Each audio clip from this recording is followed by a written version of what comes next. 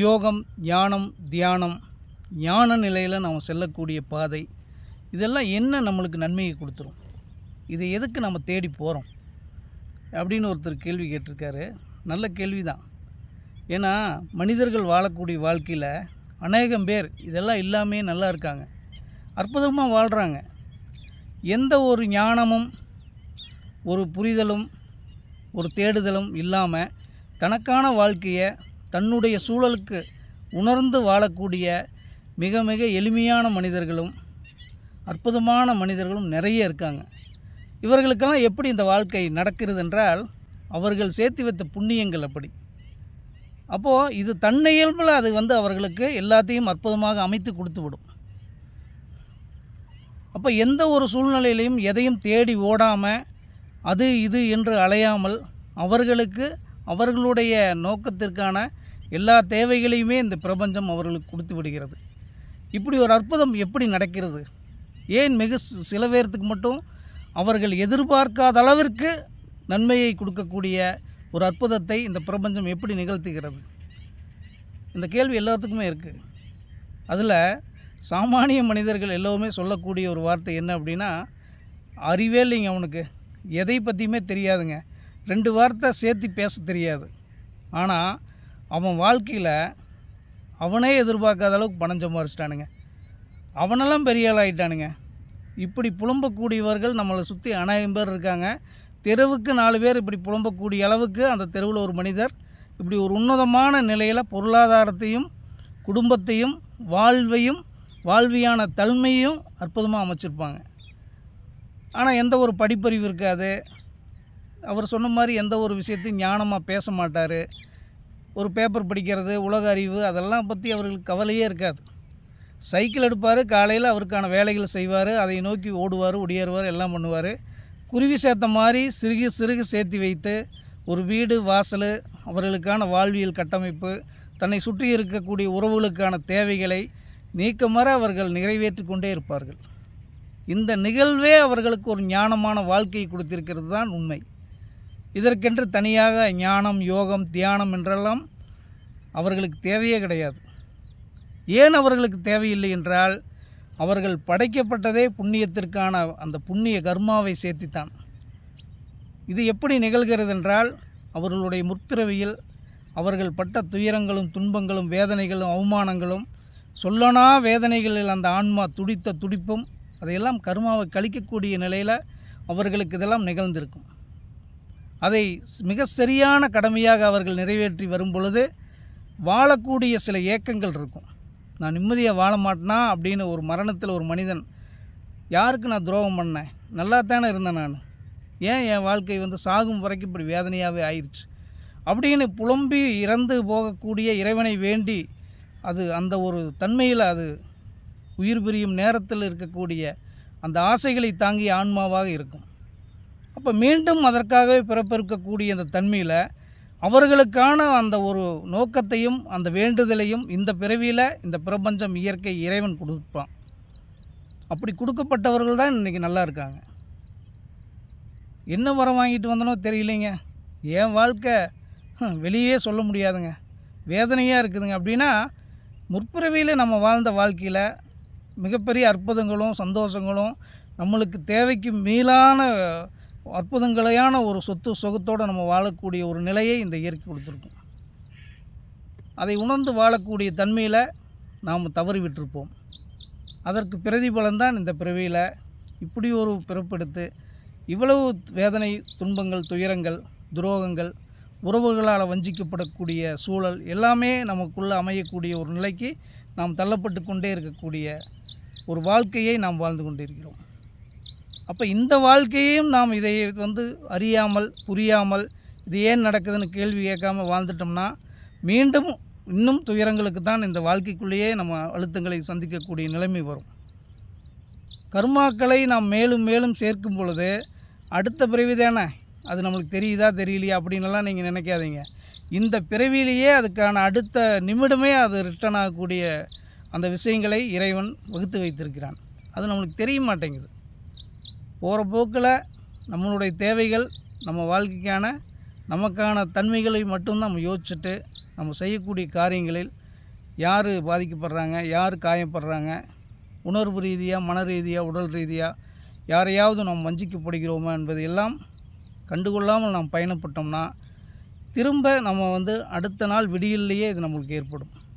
இருக்கக்கூடிய ஒரு வாழ்க்கையில் இந்த கர்மா திரும்ப வருங்கிற அந்த பிரங்கையில் நாம் இருக்கக்கூடியவர்களாக இருக்கணும்.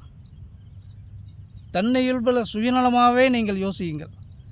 நாம் நல்லா இருக்கணும், நம்ம வாழ்க்கை நிம்மதியாக இருக்கணும், நம்ம சந்தோஷமாக இருக்கணும் அப்படின்னு நீங்கள் சுயநலமாகவே யோசிக்கக்கூடிய நிலையிலிருந்து நீங்கள் இதை அணுகினால் நிச்சயமாக நீங்கள் விழிப்பிலிருந்து ஒவ்வொரு செயலையும் அந்த செயலுக்கு காரணமாக இருக்கக்கூடிய சிந்தனைகளிலிருந்தும் உங்களை நெறிப்படுத்தி சரிப்படுத்தி நல்வழிப்படுத்தக்கூடிய ஒரு நற்காரியங்களை செய்யக்கூடியவர்களாக மாறிக்கொண்டே இருக்கலாம். அதற்குத்தான் நமக்கு இந்த ஞானமும் யோகமும் தியானமும் இந்த வாழ்க்கையின் அற்புத பாதைகளையும் இறைவன் வகுத்து வச்சுருக்கிறான். இது எல்லோருக்குள்ளேயுமே இருக்குது. வணங்கும் முறை தான் வேறு, ஆனால் எல்லோருடைய நோக்கத்திற்கான இறைப்பாதையும் ஒன்று தான். வேறு வெவ்வேறு வைத்திருக்கிறோம், அவ்வளோதான். நதி ஒன்று தான். ஒவ்வொரு மொழிக்கும் தண்ணீருக்கு எப்படி வெவ்வேறு பெரியர் இருக்குதோ அது மாதிரி ஒவ்வொருவரும் ஒவ்வொரு கலாச்சார ரீதியாக அவர்கள் மண் சார்ந்த வணங்குதல் முறைகளில் இறைவனுக்கு வெவ்வேறு பேரை வச்சுருக்காங்க. ஆனால் ஓர் இறைவன் என்ற ஒரு உண்மையிலிருந்து யாரும் பிசகுவது கிடையாது. அதுதான் அந்த பேரொளி. உருவமில்லாத, கண்ணுக்கு தெரியாத அற்புதத்தை உணரக்கூடிய அந்த பேரொளியை நோக்கித்தான் நாம் செல்லணுங்கிறதுக்காக தான் நாம் பிறந்திருக்கிறோம். அனுதினமும் நாம் ஒவ்வொரு நிமிடமாவது நம்முடைய மரணத்தையும் நாம் நமக்குள்ளே இருந்து அதை நம் கண்கொண்டு பார்த்து உணர வேண்டும். மரணத்தை உணராத நிலையில் வரும்பொழுதெல்லாம் நாம் பெரும் துன்பத்திற்கும் துயரத்துக்கும் ஆளாகக்கூடிய காரியங்களைத்தான் மீண்டும் மீண்டும் செய்கிறோம். அதற்குத்தான் இந்த மனசு நம்மளை இழுத்து செல்கிறது. மேலோட்டமாக ஆசைப்பட்டு மேலோட்டமாக நுனிப்புல் மேய்வதை போன்ற ஒரு ஆசைகளை வளர்த்து கொண்டு அதை அடையும் பொழுது சந்தோஷமும், அடையாத பொழுது துன்பங்களையும் வேதனைகளையும், அதனால் வெறுப்புகளையும் எதிர்ப்புகளையும் எதிரிகளையும் கடன்களையும் சுமைகளையும் சந்தித்து வாழ்ந்து கொண்டு எதுக்கடா பிறந்தோன்னு மீண்டும் நம்ம முந்து கொண்டு இப்படியான பிறப்புக்கெல்லாம் மனிதன் இங்கே பிறப்பெடுக்கவில்லை என்ற உண்மையை நாம் தெரிந்து கொள்ள வேண்டும்.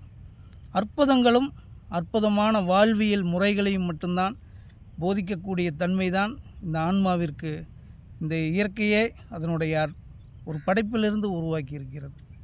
அந்த நோக்கத்தை இந்த ஆன்மாவிற்கான ஒரு உன்னதத்தின் பாதையை, அதனுடைய தன்மையை, அதை அடைவதற்குத்தான் மீண்டும் மீண்டும் இந்த ஆன்மா பிறப்பெடுக்கிறது என்ற உண்மையை நாம் தெரிந்து கொண்டால் அதனுடைய நோக்கத்தில் அதனுடைய பாதையை அதுவாகவே கண்டறிந்துவிடும். ஆனால் மேலோங்கிய சில காரணிகள் புறச்சூழல்களால் ஈர்க்கப்பட்டு மனிதன் பேராசை என்ற ஒன்றை குப்பைகளாக போட்டு ஆன்மாவின் பாதையவே மறைத்து வச்சிருக்கிறோம். ஆன்மாவிற்கு நாம் வழிவிட்டால்தான் அந்த ஆன்மா நமக்கு வழிகாட்டும். அந்த ஆன்மா இறைவனால் உணரக்கூடிய இறைவனுடைய நேரடி தொடர்பில் உள்ளது. அற்ப மனிதர்கள் நாம் பெருசா, இறைவனால் நேரடியாக தொடர்புள்ள ஆன்மா பெருசா? சொல்லுங்கள். இந்த உடல் தாங்க மனுஷன் நம்ம வாழ்ந்துட்டுருக்கோம். இந்த உடலை இயக்கக்கூடிய உயிரும் அந்த உயிர்த்தன்மைக்கு ஜீவசக்தியாக இருக்கக்கூடிய ஆன்மாவும் அந்த ஆன்மாவை இயக்கக்கூடிய இறைவனும் நேரடி தொடர்பில் இருப்பதை நாம் மறந்து விடுகிறோம். அப்போ நாம் தான் இந்த தொடர்பிலிருந்து வெளியே சென்று கொண்டே இருக்கிறோம். மீண்டும் மீண்டும் நம்மளை விடுவித்து குப்பையில் போய் விழுந்து கொண்டே இருக்கிறோம். நாம் தேடி செல்வதெல்லாமே நம்மளுக்கு அற்புதங்களாக தோன்றும். ஆனால் தேடி அடைந்த பிறகு எதையெல்லாம் தலையில் தூக்கி வச்சு இது அற்புதம் என்று நினைத்தோமோ அதை நாமளே தூக்கி எறியக்கூடிய அளவுக்கு ஒரு நிலைக்கு நம்முடைய மனதே வந்து விடுகிறது. இந்த வாழ்க்கையும் நமக்கு அதை தான் கற்றுக் கொடுக்குறது. அது பொருளாக இருந்தாலும் உறவாக இருந்தாலும் இதுதான் உன்னதம் என்று போனதெல்லாம் இன்றைக்கி உன்னதமாக இருக்கிறதா என்று யோசிச்சு பாருங்கள். அப்போ நம்ம எதை தேடி போகிறோம், எதை தேடி ஓடுகிறோம் என்பதை நமக்குள்ளிருந்து கேள்வி கேட்டு நமக்குள்ளே அதற்கான நியாயத்தை அதற்கான தராசில் வைத்து பாருங்கள். அப்பொழுதுதான் நாம் என்ன நிலையிலிருந்து இங்கே ஒரு பார்வையில் இந்த வாழ்க்கை பார்க்குறோங்கிற உண்மையை நீங்கள் புரிந்து கொள்ள வேண்டும். அப்படி புரிந்து கொண்டால் அந்த உண்மையிலிருந்து உன்னதம் உங்களுக்கு தெரியும். அதுதான் இறைப்பாதையும் இறைவனையும் உங்களுக்குள்ளேயே கண்டடையக்கூடிய ஞானத்தை கொடுக்கும். அதனால் பிறப்பிலேயே புண்ணியத்தை கொண்டு வந்திருப்பவர்கள் ஞானத்துடனேயே வாழ்கிறார்கள். நாம் மேலும் மேலும் கஷ்டப்பட்டு துன்பப்பட்டு வேதனைப்பட்டு இன்னும் பத்தல பேராசையுடன் ஓடும் பொழுதெல்லாம் நம்மளை திரும்பி கேள்வி கேளுங்க. ஏன் இப்படி ஓடுறோம், இப்படி அவசரப்படுறோம், இப்படி பேராசைப்படுறோம் அப்படின்னா நம்ம பாவகர்மாவில் இன்னும் பாவத்தை சேர்க்கக்கூடியவர்களாக இருக்கிறோங்கிற உண்மையை நம்ம தெரிஞ்சிட்டோம்னா நாம் ஓடுவதை, தேடுவதை, அவசரப்படுவதை, உடனே கிடைக்கணுங்கிற அந்த பேராசையெல்லாம் கொஞ்சம் கட்டுப்படுத்திக்கணும். பொருள் வேண்டும், பொருள் மட்டுமே வேண்டும், இது ரெண்டுக்கும் வேறுபாடு இருக்கிறது. இந்த உண்மை புரிந்து கொண்டால் இறைவனுடைய நோக்கத்தில், இறைவனுடைய தன்மையில் நாம் ஏன் படைக்கப்பட்டிருக்கிறோம், இந்த ஆன்மாவுடைய இந்த படைப்பின் நோக்கம் என்ற பாதைக்கு நீங்கள் உங்கள் மனதை தெளிவுபடுத்தி இந்த ஆன்மாவிற்கான பயணத்திற்கான பாதையை விரிவுபடுத்தி விகாசப்படுத்தி கொடுக்க முடியும். அதற்கு இறைவனை நீங்கள் நாட வேண்டும். இறைவனை உங்களுக்குள் காண வேண்டும். உள்விழிப்பிலிருந்து உங்களை உணர வேண்டும். தராசை வைத்து உங்களை எடை போட்டு உங்களுடைய எண்ணங்கள், சிந்தனைகள், செயல்களிலிருந்து வரும் வினை, வினையிலிருந்து வரும் எதிர்வினை, இந்த எதிர்வினை தான் நம்முடைய விதியாக மாறுகிறது என்ற உண்மை, இதையெல்லாம் உணரக்கூடியவர்களாக நாங்கள் மாறும் பொழுது அற்புதங்கள் நிகழ்ந்து கொண்டே இருக்கும். இந்த பிரபஞ்சம் முன்னே நடப்பதை நமக்கு உள்ளே சொல்லிக்கொண்டு நல்வழிப்படுத்தக்கூடிய ஆற்றல் மிக்க மனிதர்களாக நம்மளை உருவாக்கும். இதுதான் ஞானமும் யோகமும் தியானமும் இறைவனின் பாதையும். அதில் செல்வோம். மெஞ்ஞான வாழ்வில் யோகத்தின் பாதையும் அதுதான் நாம் இங்கே அனைவருக்கும் கற்றுக் கொடுக்கிறோம். அனைவரும் அந்த பாதையில் வர வேண்டும் என்பதுதான் இந்த ஒரு நோக்கமாகவும் நாம் செயல்படுகிறோம். இறைவனின் உன்னதமான நிலையிலிருந்தும் அதனுடைய தன்மையிலிருந்தும் தான் இந்த காரியத்தை முன்னெடுத்து அனைவருக்குமான ஓர் உயிர் அனைத்துயிரும் ஓருயிர் என்ற நிலையில் ஒரு உண்மைத்தன்மையுள்ள ஒரு பாதையை வகுத்து நாம் பயணப்பட்டு கொண்டிருக்கிறோம்.